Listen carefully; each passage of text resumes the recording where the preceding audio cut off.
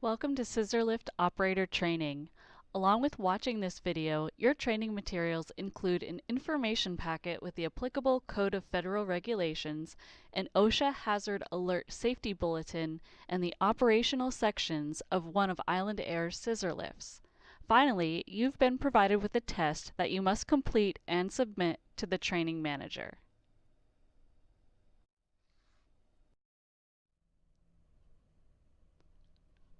The objectives of this course include understanding the training requirements for performing work on and operating scissor lifts, understanding the general structural requirements for scissor lifts, and understanding the safe work practices for working with scissor lifts.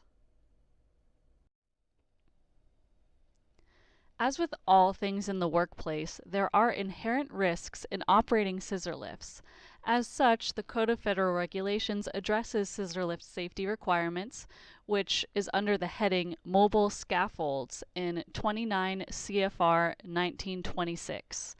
In your packet, you've been provided with the Mobile Scaffold section along with scaffold training requirements.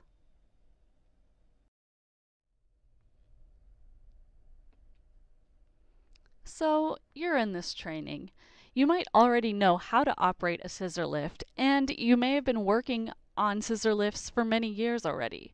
With something that's common, it's easy to get complacent, and complacency opens the doors to accidents that damage the aircraft, that injure yourself and others, and possibly worse. Let's constantly be wary every time we operate and are around scissor lifts, and let's keep a healthy respect of these machines. Each year in the United States, an average of 8 people are killed in scissor lift accidents and over 280 others are injured.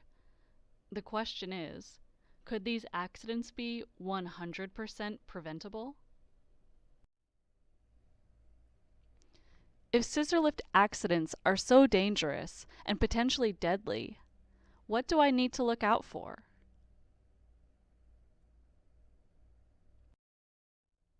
Here are the top causes of scissor lift fatalities. Tip-overs are one of the biggest causes of scissor lift accidents. Tip-overs occur when, number 1, operating on an uneven surface, and number 2, encountering holes, debris, and drop-offs while operating elevated. Here at Island Air, we use the lifts mostly on even, paved areas, but it is always important to look with your eyes at the path you will be taking with the scissor lift, just in case there are any deviations in the pavement. Other things to be aware of. In cases where it's difficult to reach your work area, you may be tempted to lean or climb over the railing, number 3. Number 4, overloading the boom might potentially occur when there are more than 2 workers on the lift for jobs like removing and installing flight controls. And number 5, making contact with electrical conductors is unlikely when working in the hangar or at the terminal because there are no power lines overhead. But if you do find yourself in a situation with power lines overhead, be extremely cautious.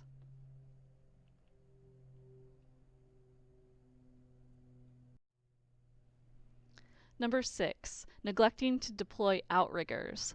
Outriggers are feet at each corner of the scissor lift used to stabilize the scissor lift. Our lifts are not equipped with these. Number 7, on occasion we experience windy conditions at the airport. The scissor lift should not be operated in wind speeds over 28 miles an hour. Number 8, in regards to inexperienced or untrained workers, the intent of this course is to familiarize you with the regulations, the warnings, and the operation of the lift. The practical part of this training gives you hands-on experience. So, when armed with the awareness that this training provides, you will be equipped to operate these machines safely. Finally, number 9, accidents due to unobserved or uncorrected damaged equipment. That can be avoided with a proactive worker. Always take the time to do a walk around of the equipment before you use it and report any deficiencies that you see. Damaged equipment must be tagged out and reported to your supervisor. Safety reports help to justify the expenses that the Director of Maintenance needs to requisition from the Purchasing Department for proper equipment upkeep.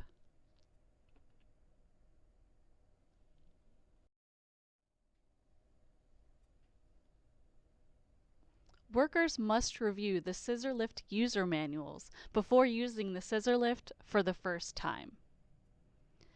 In addition to operation procedures, the manual will highlight warnings and cautions, and it will outline the walk-around procedures and safety checks to perform before operation. Manuals can be found either on the lift itself in a special pouch or in the GSE storage area file cabinet. Now, each lift that we have has different controls, so it's very important to read the manuals and clearly understand the individual controls of each scissor lift.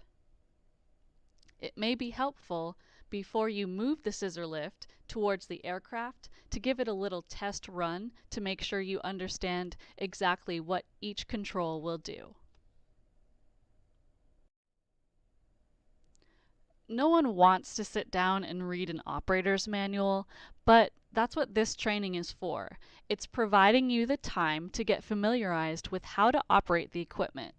The second half of your packet includes the operation sections of the Snorkel Scissor Lift Manual. You're responsible to read through and understand these sections. Additionally, the Mark Lift Blue Manual is located in the manual pouch on the lift's platform.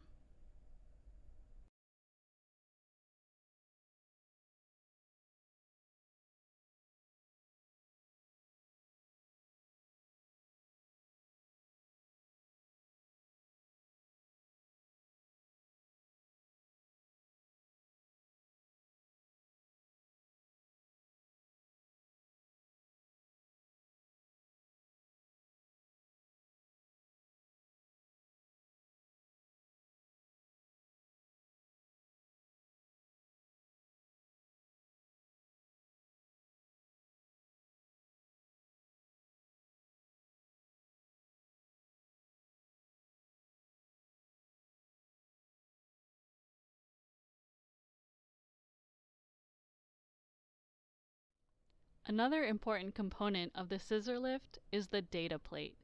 It contains specific information to that particular scissor lift, along with any operational restrictions. So let's take a look at this data plate from our Snorkel scissor lift. What's the rated load of the scissor lift? There in the top right, 2,080 pounds. What's the max wind speed allowed when raising the platform? Just below that, 28 miles per hour. And what's the max platform height?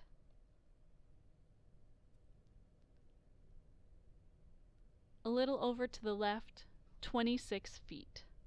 This information can all be found on the data plate.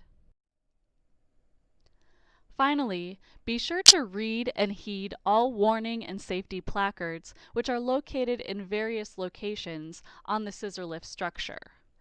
These placards depict specific dangers that operators may face. If the data plate or warning placards become illegible, make a safety report right away and notify your supervisor so that the situation can be rectified. Now, we're going to move on to highlight some specific hazards that may be encountered when operating a scissor lift. We'll start with tip overs. Tip overs cause the majority of scissor lift fatalities.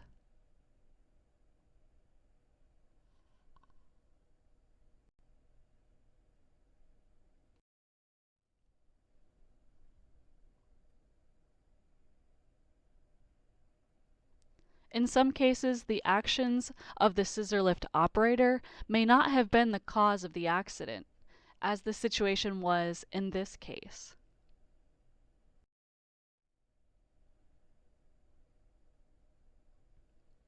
In many cases, what happens with the scissor lift is directly correlated to the scissor lift operator's actions. Operators must be wary of weather conditions and working hazards. They should not operate scissor lifts in high wind situations. And the picture on the right shows the scene of an accident that happened at a company that already had a bad track record for safety.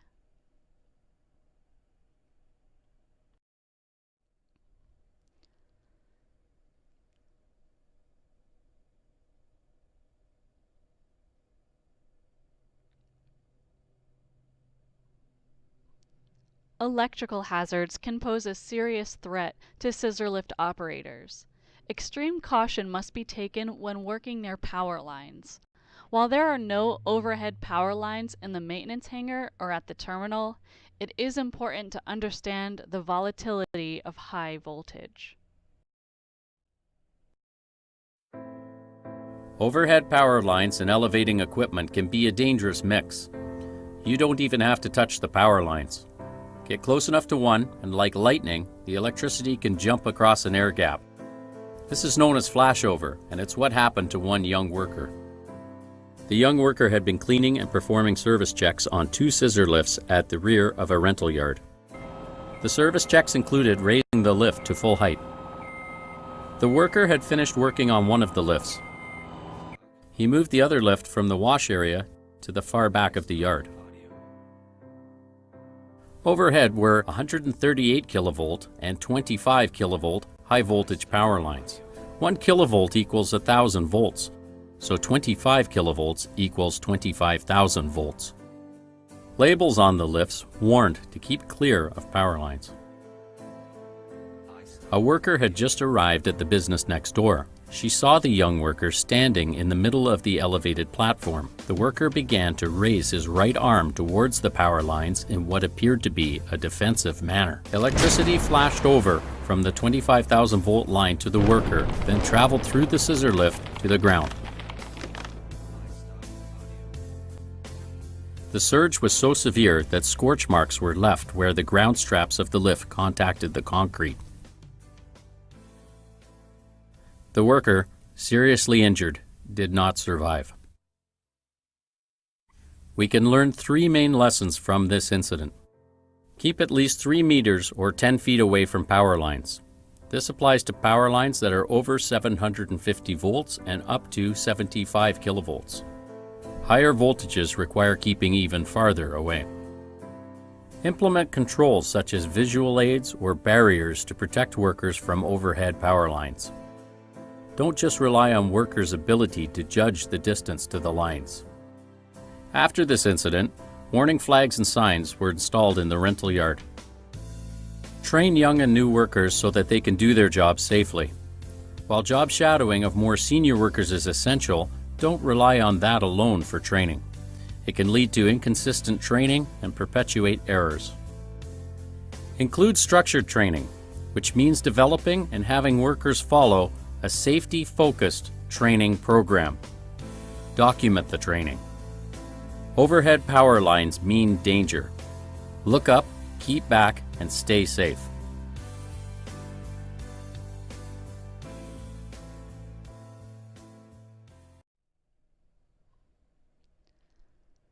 While working at Island Air, you will probably never encounter snow or ice on the platform, but you will encounter rain at times. A wet platform may become slippery and dangerous. Additionally, the platform should be kept clean and free from debris and spillage.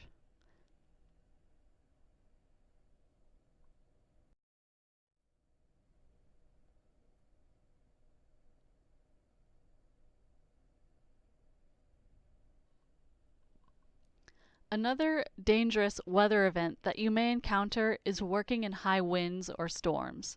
According to the data plate, the lift will be susceptible to tip over in winds greater than 28 miles per hour. This picture here, the scissor lift depicted, was blown over by the wind.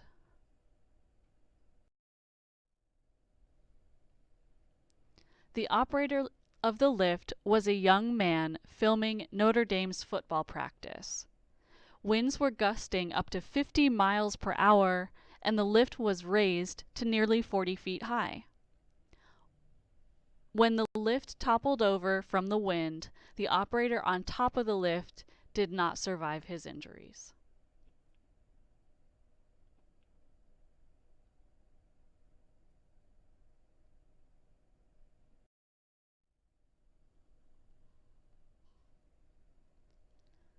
Another warning to be heeded is to avoid doing things that could cause you to fall out of the platform. Makeshift devices and ladders are not allowed to be used inside the platform to increase your working level height or reach. Do not lean over or stand on top of the railings. If you're putting yourself into a compromising situation to perform your duties, make a safety report.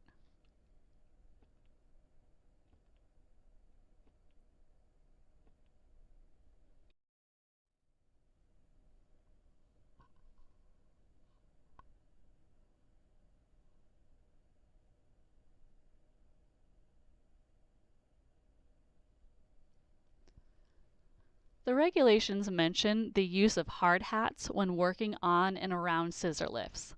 However, the aircraft industry does not require hard hats. The point, then, of this slide is to mention that there are hazards above you when others are working on a scissor lift. Stray wrenches, hardware, and other things may fall down on top of you, hopefully not on purpose. So please be cautious of what is above you. Here are some questions. What work behaviors lead to falling object hazards?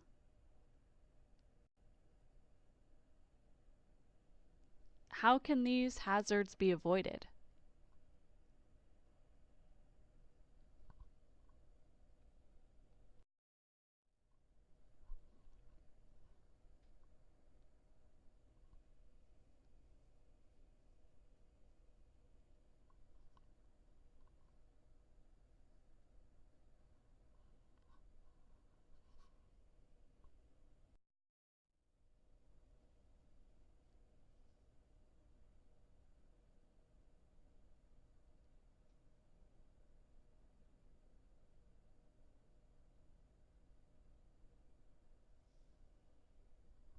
Before operating a scissor lift, you must complete a walk-around visual inspection.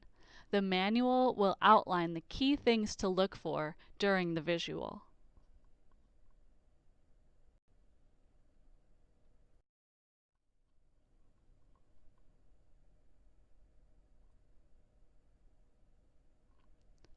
Island Air's scissor lift guardrails are at a height sufficient enough so as not to require the use of a safety harness.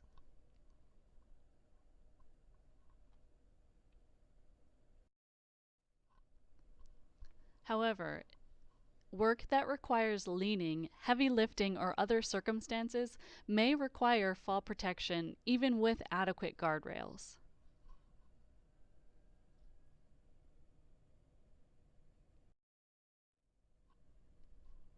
Occupied scissor lifts should not be moved unless absolutely necessary. Additionally, scissor lifts must be stabilized to prevent tipping during movement.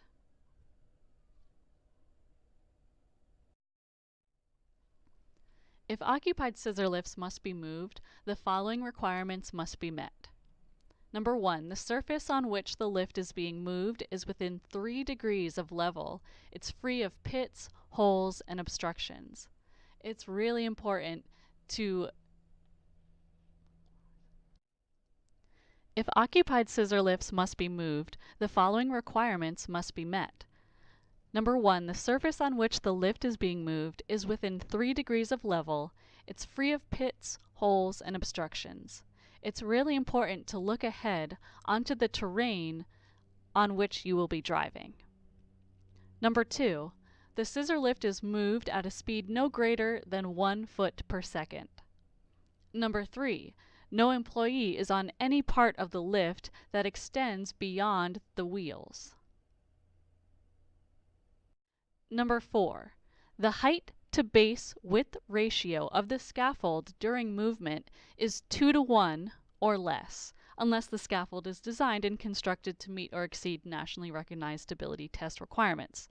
What that means is your base is down there from wheel to wheel. That width is your base. If you can stack your base 2 times, then you're good. But if it goes any higher than 2 times, the scissor lift cannot be moved at that elevated height. And number 5, the employee is aware that the lift will be moved. All employees on the platform should be notified that the lift will be moving.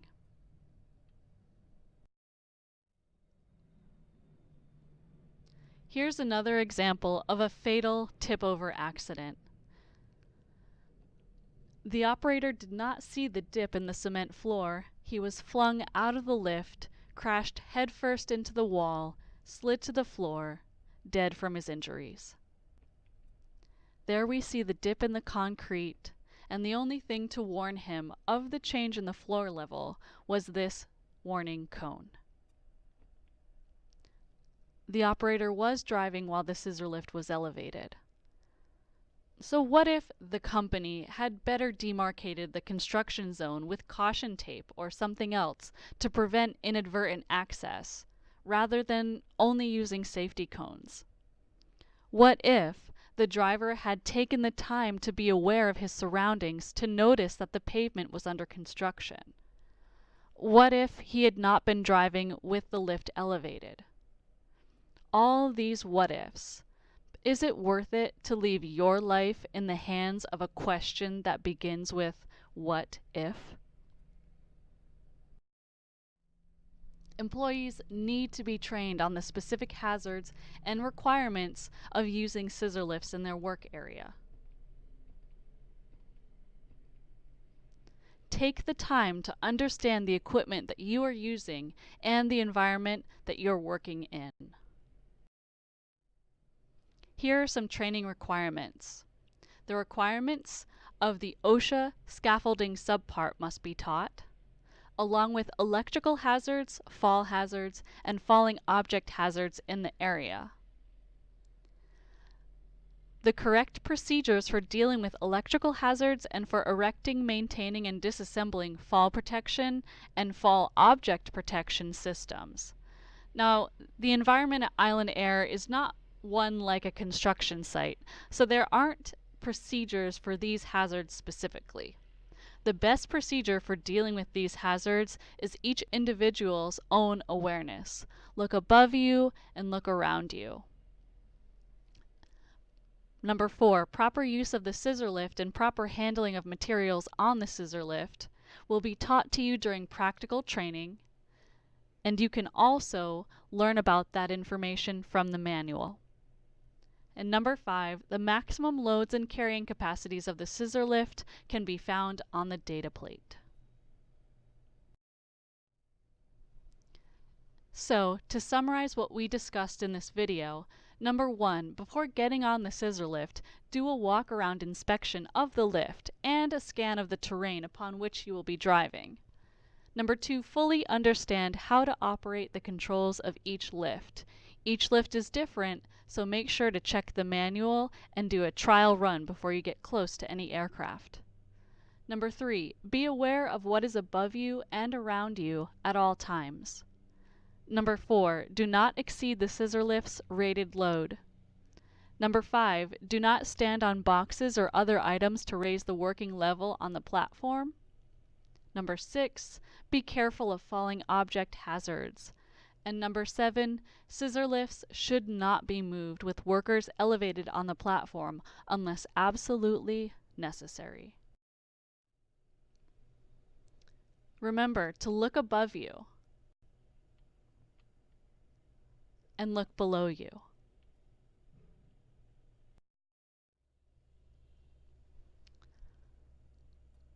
No horseplay.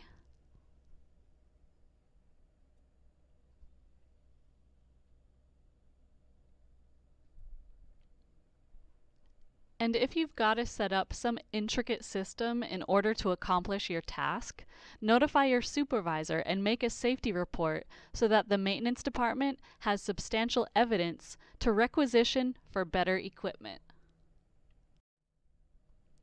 And of course, be aware, be proactive, and stay safe. Now that you've watched this video, read through the scissor lift packet and complete the test. You can drop the test off to the training manager during normal business hours, or you can place it in the records office inbox on the hanger side of the records office door. If you have any questions, concerns, or feedback, please contact the maintenance training manager. Thank you very much.